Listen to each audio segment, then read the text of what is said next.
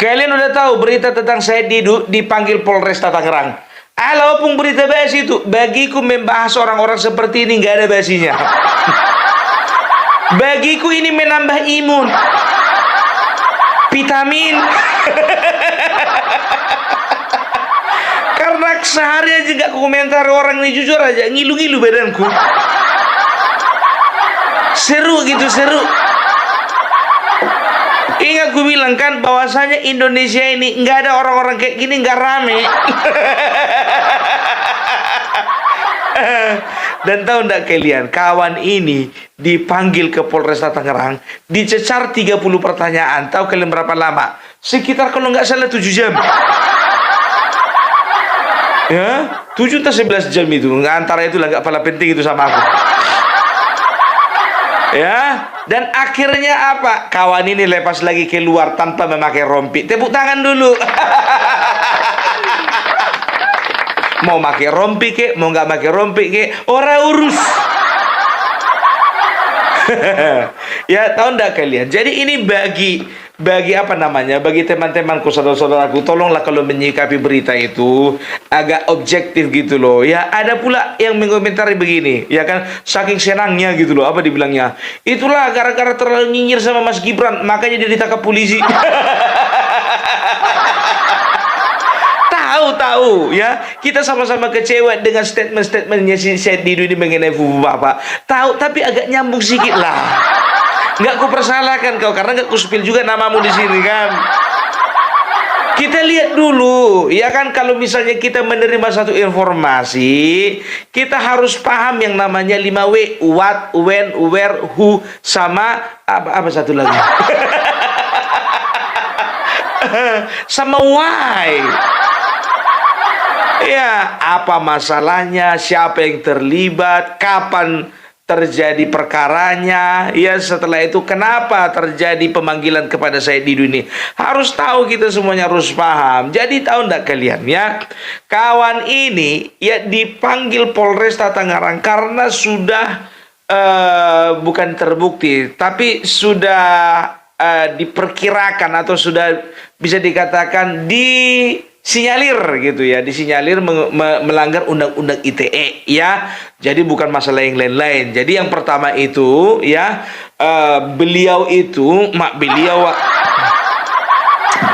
jadi yang pertama itu si Said Didu ini dilaporkan oleh, kalau tidak salah ini adalah anggota dari ketua, kalau nggak salah ketua dari Asosiasi Pemerintah Desa Indonesia, APEDSI ya, yang kebetulan juga merupakan kepala desa Kosambi ya, yang ada di Tangerang ya. Jadi kepala desa ini bernama Mas Kota. Mas Kota ini tidak berterima karena apa ya? Karena Said Didu sudah memberitakan berita-berita hoax ya. Ucapkan Assalamualaikum warahmatullahi wabarakatuh. Saya Ketua APDSI Kabupaten Tangerang dan para kepala desa mengklarifikasi tentang Said Didu dipanggil pihak kepolisian tanggal 19 November nanti. Nah, kami sampaikan bahwa Pak Said Didu kenapa dilaporkan oleh seorang kepala desa melalui APDSI Kabupaten Tangerang dan lembaga-lembaga dan ormas-ormas ikut melaporkan Pak Said Didu yang diduga Pak Said Didu itu melanggar Undang-Undang IT pasal 28 ayat 3 tentang penghasutan. Dari pemberitaan yang sekarang kami dapatkan, Pak Said Didu itu katanya dikriminalisasi dengan orang-orang yang di sekitar utara. Mohon maaf Pak Said Didu, kami melaporkan Pak Said Didu itu adalah, yang pertama, Pak Said Didu itu di dalam pemberitaan yang cukup viral, yang beritanya hoax, saya beserta kepala desa dan APDSI Kabupaten Tangerang melaporkan Pak Said Didu tidak ada hubungannya dengan PIK 2. Kami melaporkan Pak Said Didu itu berinisiasi dengan para kepala desa dan masyarakat dan APC Kabupaten Tangerang. Murni tidak ada ikut campur PIK 2 dalam kasusnya Pak Said Didu yang pada tanggal 19 besok dipanggil oleh pihak kepolisian. Untuk itu, Pak Said Didu sekarang sudah beredar banyak sekali pemberitaan-pemberitaan tidak baik dan sangat menyesatkan.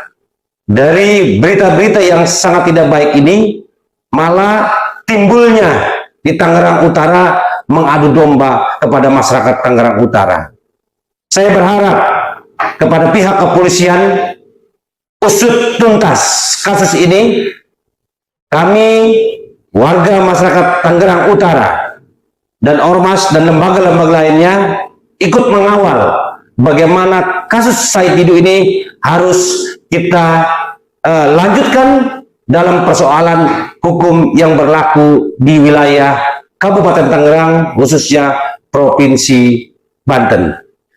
Kami kepala desa dipilih langsung oleh warga masyarakat dan kami melayani masyarakat dengan sebaik-baiknya. Dan itu pun pemberitaan yang dibicarakan oleh Pak Said Didu itu beritanya sangat tidak benar. Yang pertama, kepala desa dituduh memaksa warga menjual tanah ke pengembang. Menariknya contoh begini, bahwa aparat desa memang kelihatannya sudah tanda kutip terbeli oleh proyek sampai sudah merubah namanya Kampung Adidaya PIK 2. Aneh sekali bahwa tanah rakyat belum dibebaskan, sudah ada nama PIK 2 di desa tersebut. Yang kedua, menggusur warga masyarakatnya terhadap masyarakat yang digusur semena-mena, tidak dimanusiakan. Nah, ini yang menjadi persoalan yang membuat kami para kepala desa, warga masyarakat, tokoh agama dan tokoh masyarakat merasa sakit hati karena kami sebagai kepala desa sifatnya melayani masyarakat yang ada di wilayah Tangerang Utara.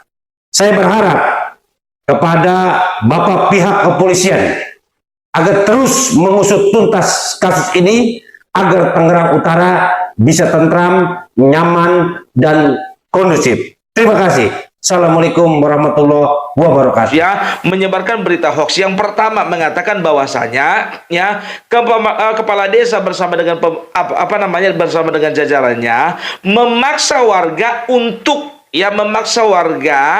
untuk menjual tanahnya kepada pengembang atau developer ya. Baru yang kedua itu dikatakan bahwasanya pemerintah desa disinyalir melakukan penggusuran dengan cara-cara yang tidak manusiawi ya. Jadi sebagai seorang kepala desa dan juga sebagai seorang ketua dari APC, ya dia merasa tidak terima. Namanya Mas Kote. Mas Kote ini tidak merasa terima dengan apa yang disampaikan Said Didu. Nah, yang jadi masalahnya Said Didu ya menangkap ini sebagai momen untuk melambungkan namanya. Karena apa? Karena ya lewat permasalahan ini dia mengatakan bahwasanya ini adalah momen di mana kita harus berperang melawan oligarki. Ini adalah momen di mana kita harus berteriak menyuarakan suara rakyat. Kita akan tunjukkan kepada pemerintah pusat bahwa kita sama-sama berjuang. Jadi nggak nyambung gitu loh. Yang mengomentari masalah tadi yang ku bilang tadi, yang pecinta Bapak Gibran tadi nggak nyambung, ini lebih nggak nyambung.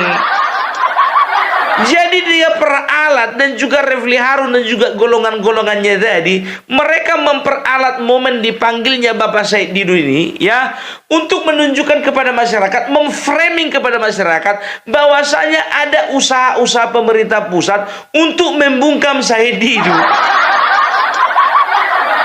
Padahal dia itu dilaporkan polisi bukan karena masalah dia melawan pemerintah pusat atau pemerintah pusat campur tangan untuk membungkam Said Didu. Tidak. Dia itu dilaporkan ke polisi hanya masalah undang-undang ITE, tidak lebih. Kan begitu. Ya, di mana ketua APC dan juga sebagai kepala desa tidak terima dengan pernyataan Said Didu yang mengatakan bahwasanya pemerintah desa memaksa warganya menjual tanah. Kan begitu. Yang kedua, berkatakan bahwasanya pemerintah desa menggusur masyarakat dengan cara yang sewenang-wenang, dengan cara semena-mena gitu, dengan cara yang tidak manusiawi. Cuman itu aja dilaporkan. Kok ini masalah perjuangan? Oh iya Pung, itu kan sama saja. Ya kan dia itu kan sedang memperjuangkan hak-hak masyarakat. Masyarakat mana? Sekarang begini, ku bilang sama kalian, ya kan? Sekarang kita ada lihat aksi nggak masyarakat yang ada di daerah tersebut, ya, yang menyatakan bahwasanya mereka mendukung apa yang dilakukan Said Didu? Ada? Enggak kan? Kalaupun ada, itu bau-baunya bau politis. Bukan berbicara perjuangan hak-hak masyarakat. Ternyata, ya kemarin ada podcastnya Abraham Samad. Kalau kalian periksa, ya kalau nggak salah kemarin atau beberapa hari yang lalu, dikatakan oleh kuasa hukumnya Said Didu bahwa ternyata Said Didu di situ punya tanah. Punya tanah toh. Ya pantaslah diperjuangkan. Bilang aja kau memperjuangkan tanahmu, jangan kau peralat memperjuangkan rakyat. Alah, nggak usah kau framing begitulah pemerintah pusat. Ujung-ujungnya lari ke Bapak Jokowi, ujung-ujungnya lari kepada Fufu Fafa. Ya, makanya aku bilang, ya jadi ini yang tidak terima, ya karena memang mereka tidak ada, pemerintah desa tidak melakukan apa yang dituduhkan seperti yang dituduhkan oleh Said Didu. Walaupun memang ada sangkut pautnya, memang di sana, ya di daerah tersebut, ya ada beberapa pengembang yang sedang melakukan melakukan pembangunan gitu loh, pembangunan. Bisa dikatakanlah pembangunan rumah-rumah mewah, kan begitu ya. Cuman yang Said Didu tidak terima karena adanya status PSN tersebut, ya. Status PSN itu adalah status proyek, ya, proyek strategi nasional, ya, yang dikeluarkan oleh pemerintah. Artinya apa? Di situ berarti ada campur tangan pemerintah untuk mempercepat pembangunan, untuk mempercepat pengembangan yang ada di daerah tersebut. Nah, Said Didu tidak terima karena apa? Mungkin saja, ya, dia itu ini mungkin ya, menurutku ya. Ini menurutku ya. Kalau sudah berbicara proyek PSN itu biasanya itu harga tanahnya itu disesuaikan dengan harga pasaran, kan begitu, dan diberikanlah ya bukan kompensasi ya, lebih tepat dikatakan harga yang sesuai dengan masyarakat. Dan biasanya kan ada diskusi antara pengembang dengan masyarakat, kan begitu, ada diskusi sebelum ada eksekusi lahan, kan begitu. Nah kemungkinan besar ini orang, menurutku, mana tahu harganya kurang cocok, dia minta naik, nggak tahu kita, ya kan? Diperalatlah masyarakat supaya apa? Ya kalau masyarakat yang lain harganya cocok, ya kan dinaikkan, ya harga dia juga naik, kan begitu. Tapi ini menurutku, ya kan, kalau namanya menurutku ini kan tidak ada apanya, tidak ada dasar hukumnya, kan begitu. Ya nggak apa-apa dong, masalah. Yang penting kan bukan hoax, yang penting tidak merugikan dia. Ya ini kan namanya menurutku, nggak ada masalah kan. Jadi yang aku ketawai biar tahu kalian, ini orang ya bawa-bawa Refli Harun, bawa-bawa Abraham Samad. Jadi teman-teman yang ada di forum kemarin dibawa-bawa.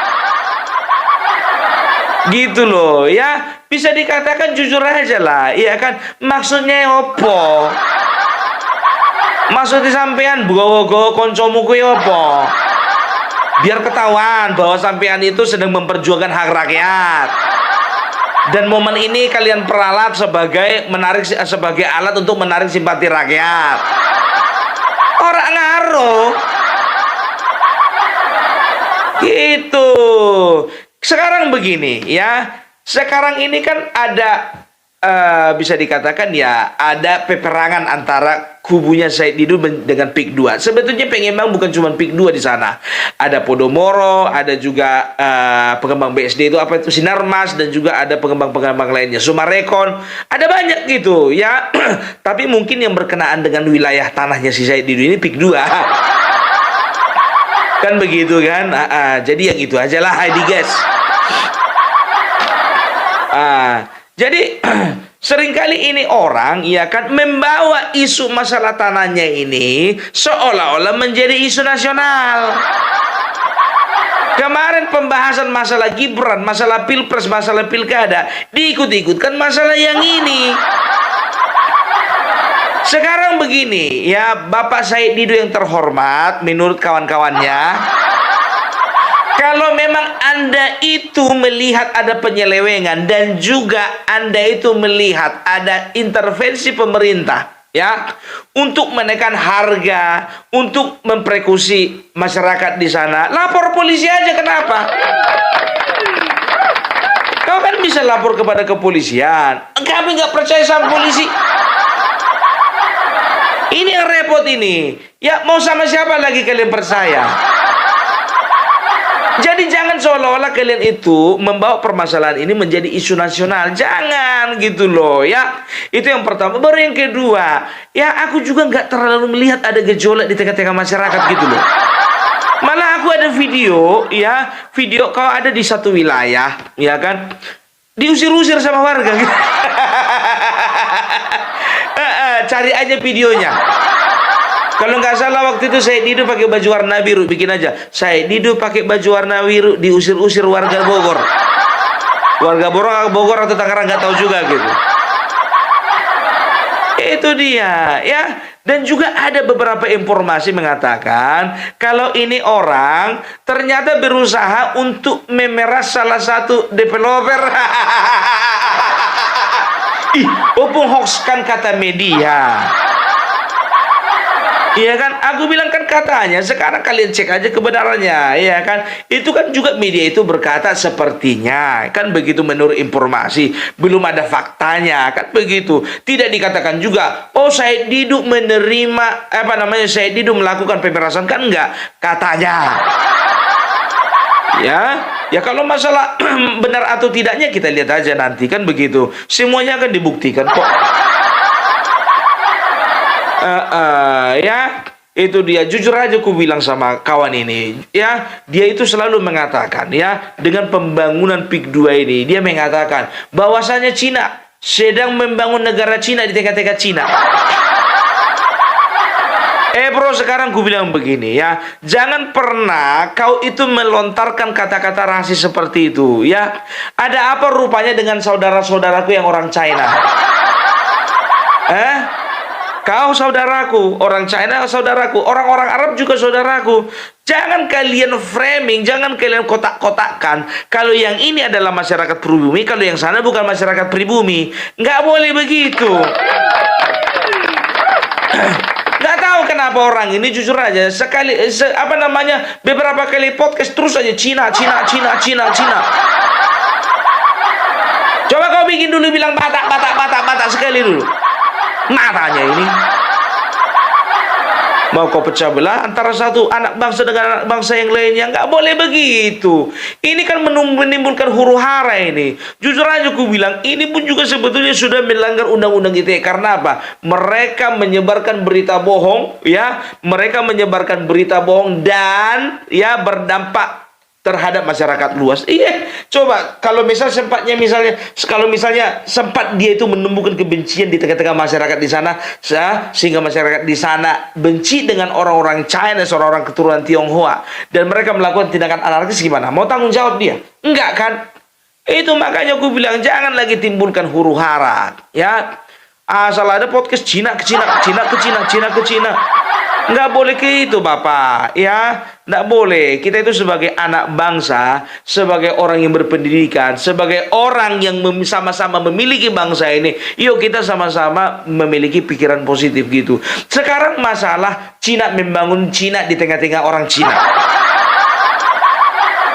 Sekarang begini, ya, Kau berperang sedang berperang dengan yang namanya pengembang, ya. Yang namanya kota, ibu kota, di mana-mana kota maju itu, ya.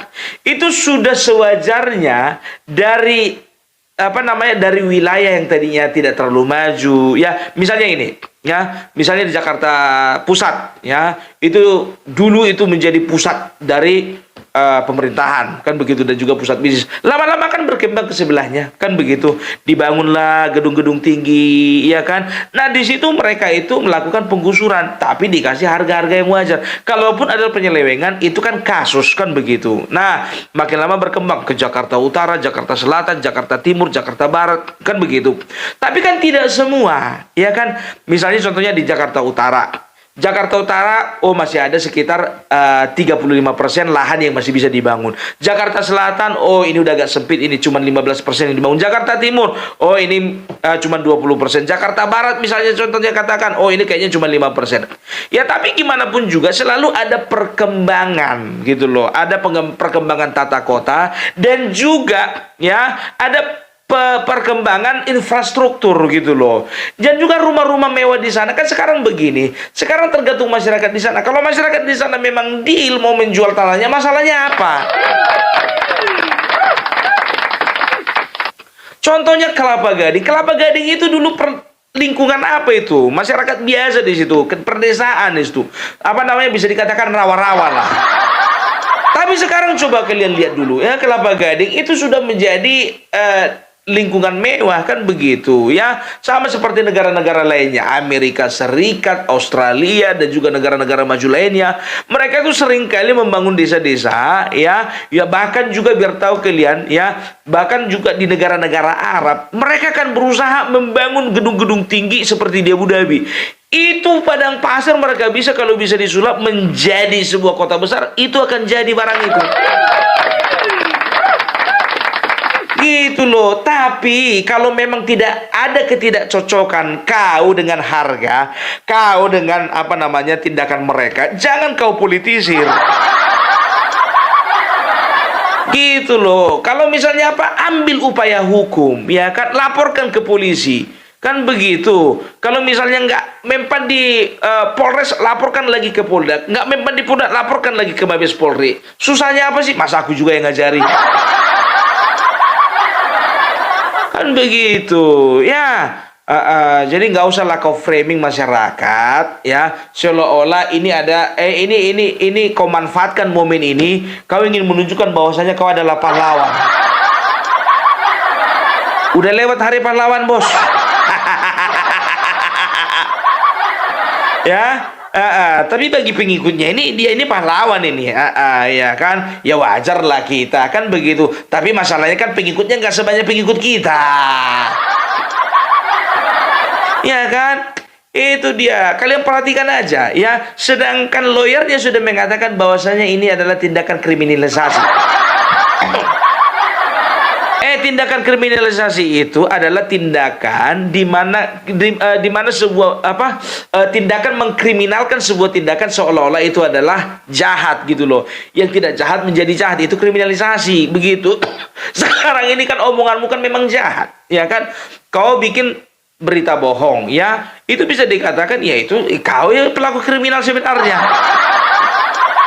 Bukan dekriminalisasi, kau yang melakukan kriminal itu. Ada bukti nggak kalau pemerintah desa melakukan penggusuran? Ada bukti juga nggak kalau pemerintah desa memaksa warganya untuk menjual tanah dengan harga murah? Kalau ada bukti, tinggal bawa itu ke kepolisian, selesai. Jangan kalian pakai bahasa-bahasa dikriminalisasi. Nggak laku itu sama kalian.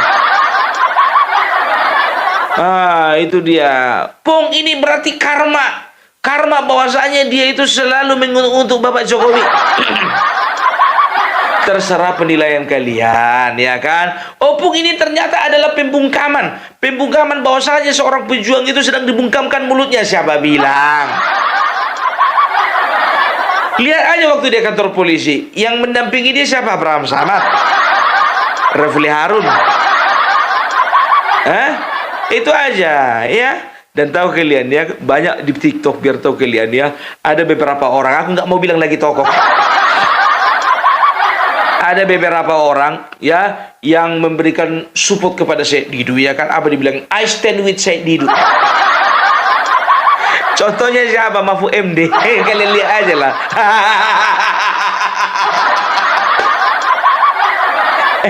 Bapak Mahfud MD udah turun ke lapangan belum? Turun ke lapangan dong Pak, pastikan dulu apa langkah-langkah yang diambil Syed Didu itu benar atau tidak. Kalau misalnya nggak benar kan malu Bapak. Oh iya, aku lupa Pak, Bapak bukan ketua MK lagi ya. Jadi nggak ada yang perlu dimalukan ya. Aduh, Bapak Syed Didu, tambah satu kawanmu Bapak Mahfud MD. Itu dia. Jadi kalau orang ini kan pandai kali memframing, tapi maaf lah ya, jujur aja gue bilang, itulah hebatnya kita orang Indonesia, rakyat yang cerdas, tidak terlalu termakan sama framing orang ini ya kan.